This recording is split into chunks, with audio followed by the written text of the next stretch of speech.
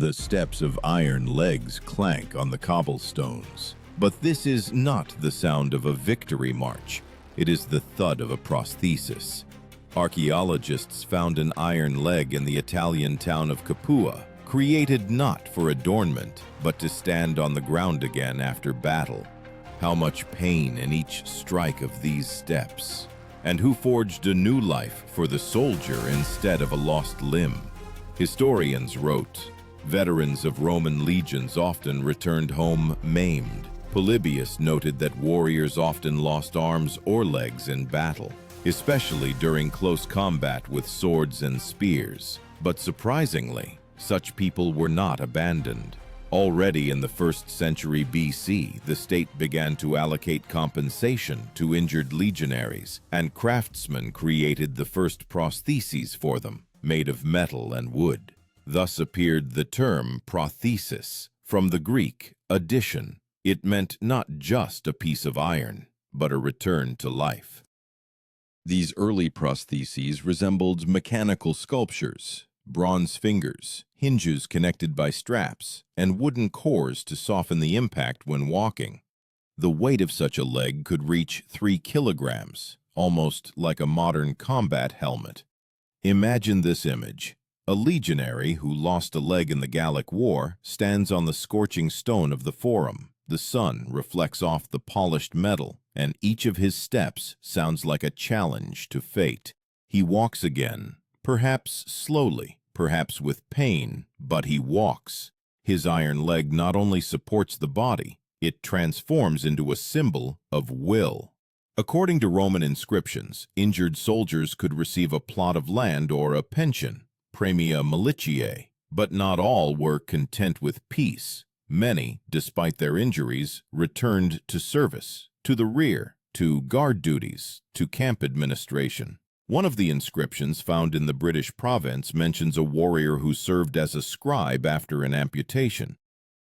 He could not fight with a sword, but he wrote reports for an entire legion. Archaeologists found the remains of several metal limbs, but it was the find from Capua, the so-called Capuan leg, that became a symbol of ancient Roman engineering. It dates back to approximately the 1st century BC and was discovered in the tomb of a middle-aged man. From its size and shape, it is clear the leg was custom-made for a specific person. The metal was laid over a wooden base and secured with leather straps, a primitive yet surprisingly precise system. This was an era when metal could be cold, but humanity warm, when engineering served not weapons, but hope. And if, in our time, a prosthesis is a matter of technology, for the Romans it was a matter of honor. For a warrior who lost a limb in battle for Rome was not to become a pauper, nor disabled, nor forgotten.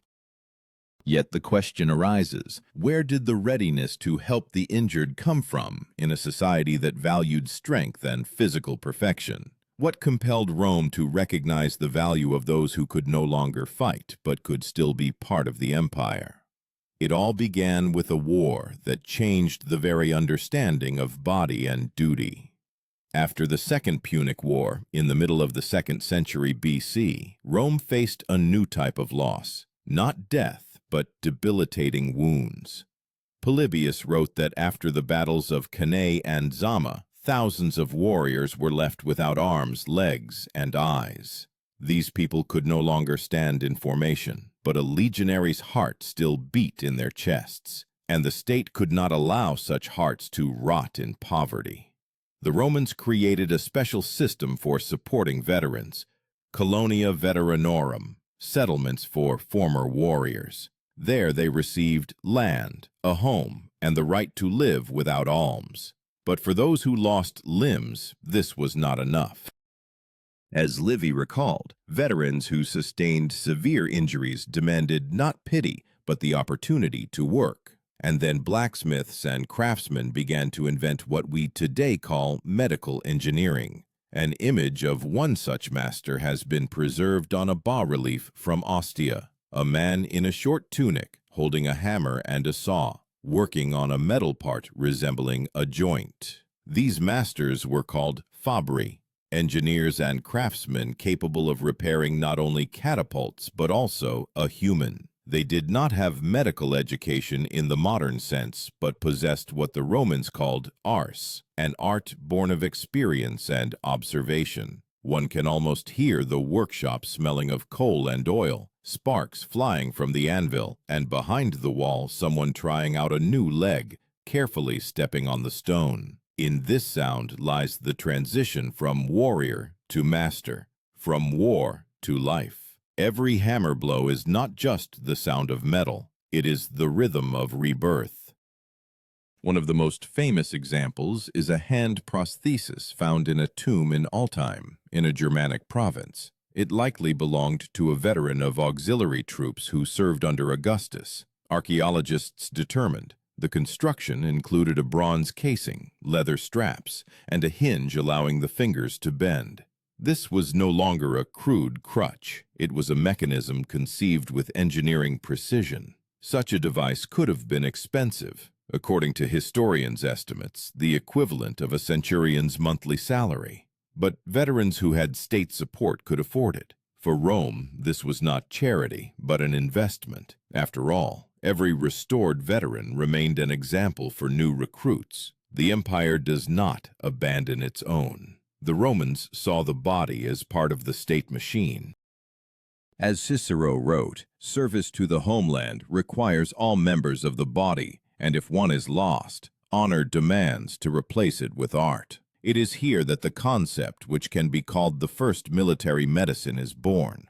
In the camps, next to the forges, healers, medici, operated. These were professional doctors attached to the legions. They not only bandaged wounds, but also advised the craftsmen creating prostheses, suggesting how to distribute the load so that a person could walk. The term medicus did not mean a surgeon in our understanding. This was a versatile physician. He knew how to suture wounds, cauterize wounds, and even amputate limbs. In Celsus's treatise De Medicina, it is described in detail how exactly such operations were performed. Celsus advised amputating no closer than 2 fingers from healthy tissue so that a skin flap could be applied, and an artificial leg later attached to it.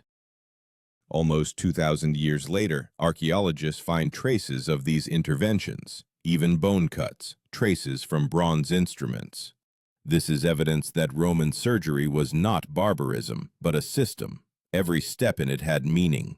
And now imagine, a legionary who yesterday lay in the infirmary today takes his first steps on a wooden leg. His body trembles with pain, sweat drips onto the ground, but he walks. His brothers in arms stand in formation and silently watch. They do not pity him. They envy his courage. Because he proved, even having lost flesh, one can remain a soldier. This idea would become the foundation of Roman identity, a belief in the power of will over the body. But ahead of these iron people was yet another test. They needed not just to stand, but to fight again. And then metal became part of war. The first thing a veteran returning to formation with an iron leg heard was not applause, but the beat of a drum. The rhythm of the march, which demanded to keep pace. But his steps sounded different. One strike, leather, another, metal. This sound revealed him, made him a stranger among his own. And yet, in the Roman army, there was no word invalid, only miles, a warrior. If you could hold formation, then you were alive. Historians note that by the 1st century A.D., veterans with prostheses began appearing in some legions, performing tasks outside the battle line. They were placed on guard duty for warehouses, in command centers, and in communication services. Pliny the Elder wrote that such people often displayed no less courage than combat soldiers because they fought not with their bodies, but with their will. Their example was used to train young recruits to show that fear is not a severed leg, but lost resolve. Metal limbs became part of a new military culture. Unlike the modern world where a wound signifies the end of a career, in Rome it transformed into proof of valor. From this arose the expression cicatrix gloriae, the scar of honor. The loss of an arm or leg could even elevate a veteran's status if he survived battle defending the legion's standard. Engineers and doctors began to refine the designs. Blacksmiths started using bronze instead of pure iron. It was lighter and did not rust. Leather pads were inserted into the hinges to reduce friction. Sometimes craftsmen incorporated movable fingers into the prosthesis, controlled by leather straps. All of this was created by hand for a specific person. Each leg, each arm, like a work of art. In these details, Roman engineering was no less evident than in the construction of aqueducts, for the principles were the same: balance, load, elasticity. Archaeological finds from Pompeii show workshops where blanks for human joints lay next to bronze statues. This was no accidental proximity. Sculptors and blacksmiths used the same methods to recreate ideal forms. The term that accurately describes this phenomenon is opus. In Rome, it referred to any great creation, a temple, a fresco, or a weapon. But when a blacksmith forged a leg for a veteran, he also created an opus, a work in which metal and destiny were united. It was not merely a craft, but a service. Romans believed that the body was a temple of the spirit, and if the temple was damaged, it needed to be restored. Thus, the philosophy of stoicorum, resilience in the face of suffering, was formed. Stoics taught that pain was a test, not a condemnation. Seneca wrote that valor is shown not in avoiding suffering, but in suffering with dignity. And warriors with prostheses became living examples of this philosophy. On the battlefield, they did not always carry weapons, but their presence mattered. One veteran with a bronze arm could inspire an entire cohort.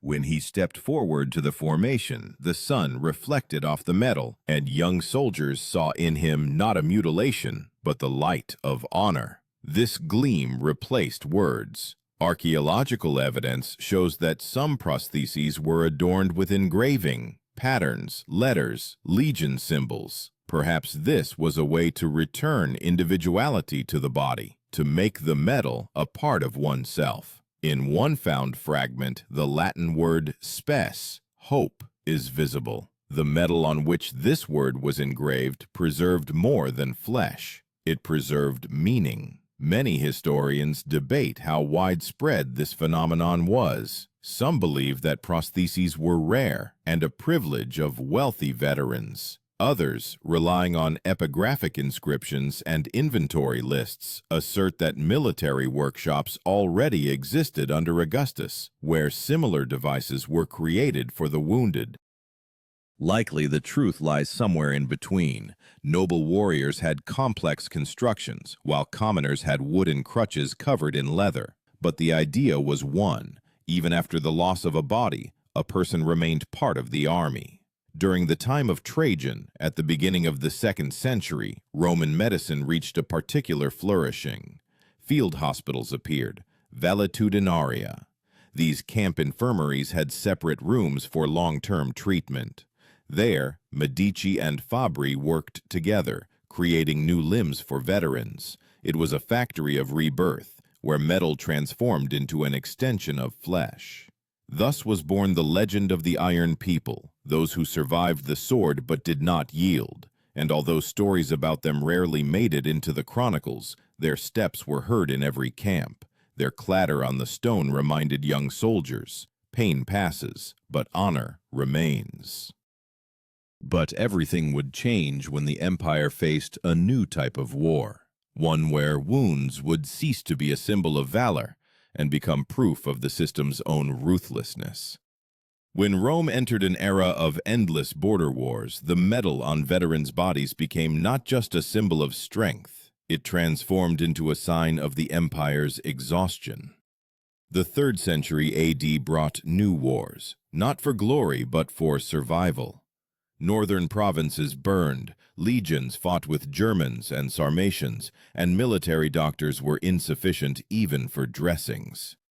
Tacitus wrote that in some camps, dozens of warriors lay without legs and arms, but no one dared to complain. War did not wait for a man to recover. It simply moved on. Nevertheless, even in this dark age, Roman engineering did not disappear. In the camps of the Danube and Rhine, archaeologists find fragments of prostheses, bronze clasps, strap fragments, connecting rings. All this points to the existence of permanent workshops at garrisons.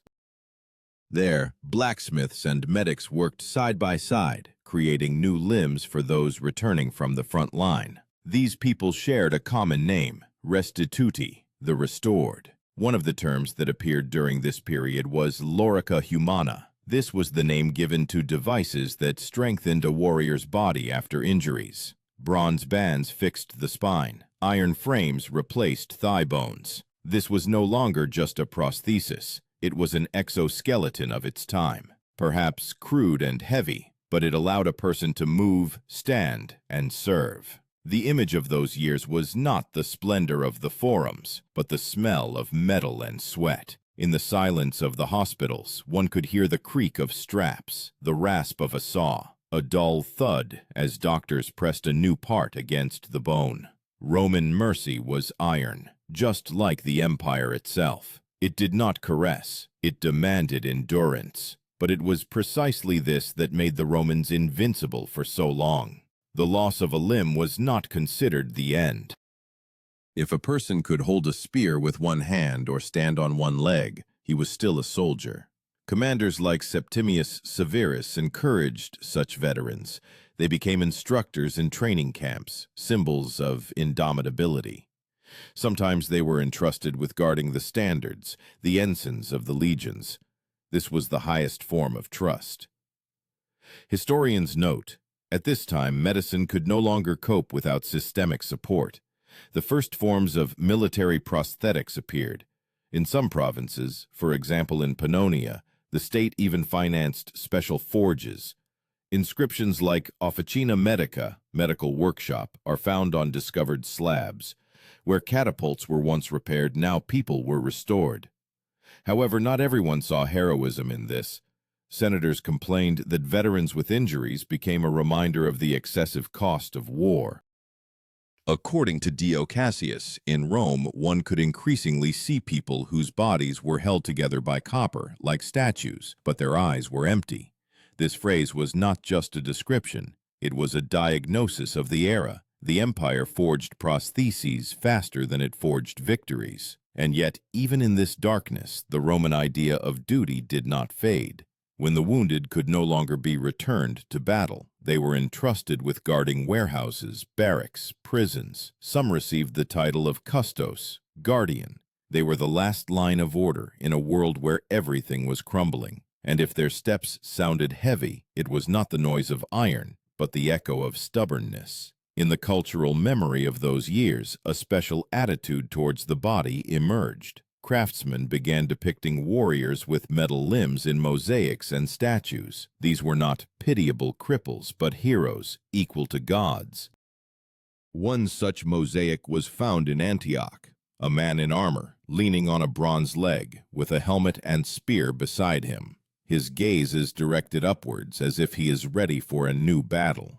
This image is a manifesto of faith in the invincibility of the human spirit. At this same time, the term virtus, meaning valor, acquired a new resonance. Now, valor was not only victory, but also the ability to rise after defeat. As the historian Aelius Aristides wrote, the body may be wounded, but the will is not.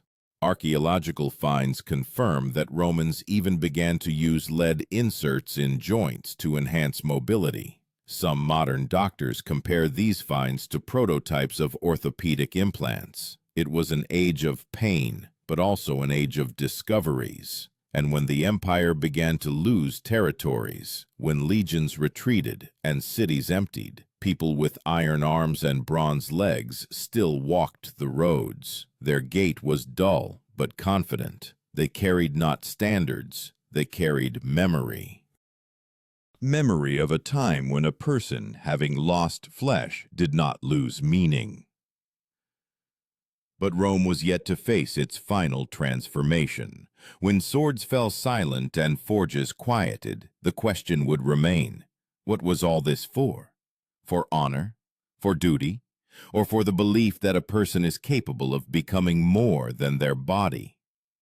The 4th century AD became a time when Rome, as if looking at itself in a mirror, saw not only iron, but also scars. The empire still held on, but its heart beat weaker. Legions no longer marched, but stretched like shadows. Veterans with metal limbs now filled the city streets, becoming living chronicles of wars. They were called mutilati, the maimed, but this word sounded not like an insult, but like a title. They were a reminder: the price of greatness is always paid with flesh. During this period, statues of warriors with bronze arms and legs appeared in the arenas of the Forum, in basilicas, and even in temples. Some were crafted with anatomical precision. Joints, hinges, and traces of strap fixation were visible. But the main thing was the expression on their faces. It was not suffering, but calmness. Stoics of Constantine's era wrote, "He who has lost a part of his body for duty has lost nothing." This was a philosophy of accepting pain as part of service. However, changes were occurring within the state's structure. The army became less and less civilian and increasingly mercenary. The state could no longer afford generous pensions and workshops for every injured person. Then, veteran fraternities emerged, self-governing communities where old soldiers helped each other. They shared not only bread but also crafts. Blacksmiths taught young men to make prostheses. Doctors passed on knowledge about dressings and amputations. The term describing this process is collegium. These were associations, similar to guilds. Some of them specialized specifically in helping veterans. Archaeological finds from Africa and Sicily mention donations for instrumenta ad corpus restituendum, instruments for restoring the body. This means that even during periods of decline, Rome preserved the idea a person deserves to be whole even if their body is broken. In the workshops, everything at hand was used: bronze, iron, tin, wood, leather, sometimes even animal bone. Prostheses became simpler, cruder, but did not disappear. One example found in Narbonne is a wooden leg, reinforced with an iron ring with holes for straps. Its weight is about 2 kilograms, uncomfortable but allowing one to walk. In an era when the empire was collapsing, even such an ability to walk was a luxury. One of the most touching archaeological artifacts from those years is an inscription on a veteran's tombstone in Arelate: "Stood when others fell." No name, no titles, just this phrase. Perhaps it belonged to a person who stood on a metal leg. This simple inscription became the epitaph of an entire generation. Christianity, strengthening at this time, brought a new understanding of suffering. Now, physical pain was perceived not as shame, but as purification. A wounded warrior could be closer to holiness than a flawless patrician. Frescoes in late Roman temples depict soldiers with bandaged arms and legs, symbols of courage and sacrifice. Rome, weary of war, began to worship not conquerors, but survivors. Against this backdrop, prosthetics ceased to be a military necessity and became an act of mercy. In monasteries that arose on the ruins of old barracks, monk healers continued the work of military medics.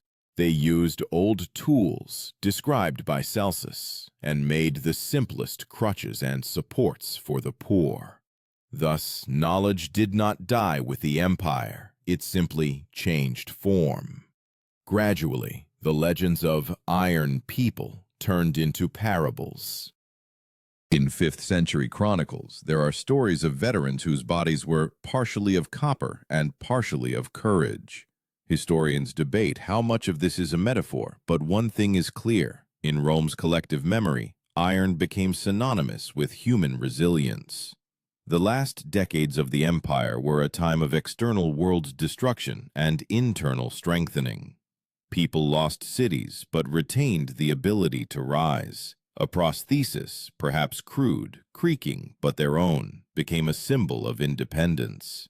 A veteran with an iron arm did not ask for mercy. He simply forged a new life, just as he once forged a sword. When Rome fell in 476 AD, its ruins contained not only columns and marble, but also fragments of bronze joints, shards of iron supports. Archaeologists find them even today, silent witnesses that the empire could lose everything except the ability to rise again. And here is the question that echoes through the centuries. What motivated these people? What compelled them to rise after fate took away not only their flesh but also their empire? The answer is still ahead, in what will remain of their spirit when the metal cools and memory becomes legend. When the Roman world disappeared, the iron cooled, but the memory did not fade. With each century, the legends of warriors with bronze legs and iron arms became more than just stories of craftsmanship. They were lessons in humanity. Archaeologists exploring ancient necropolises find the remains of these prostheses and see in them not technical devices but a symbol, proof that humans have always tried to overcome their own fragility. For a modern scientist, every piece of bronze is an answer to the question legionaries asked themselves 2,000 years ago. What does it mean to be human if your body is broken? The Romans answered simply, it means to keep walking. Their iron legs did not make them superhuman, they merely restored their ability to stand. But to stand means to live. This is why their legacy has not disappeared. The principles of load distribution, hinged joints, even the idea of weight balancing, all of this became the foundation for modern prostheses. Every step on asphalt, taken with a bionic leg, echoes across the cobblestones of ancient Capua. From there, from the iron clank on stone, began the story of human restoration. Philosophers said, corpus perit, animus manet. The body perishes, the spirit remains. And perhaps this is the main meaning of the entire Roman idea, for iron arms and bronze legs were not an adornment of war, but a challenge to death. Now, knowing this history, one should ask oneself, what makes us human? A whole body or an unbroken will? We live in a world where technology has restored the ability to walk to those who could not, but the very idea of struggle has remained the same. The man from Capua stepping on his iron leg across the ashes of the empire, and the person today taking their first step after an amputation, are one and the same person, separated not by time, but by material. And when metal clinks underfoot, it reminds us, true strength is not in bronze and not in steel. It is in the heart that keeps walking, even when the ground beneath it trembles.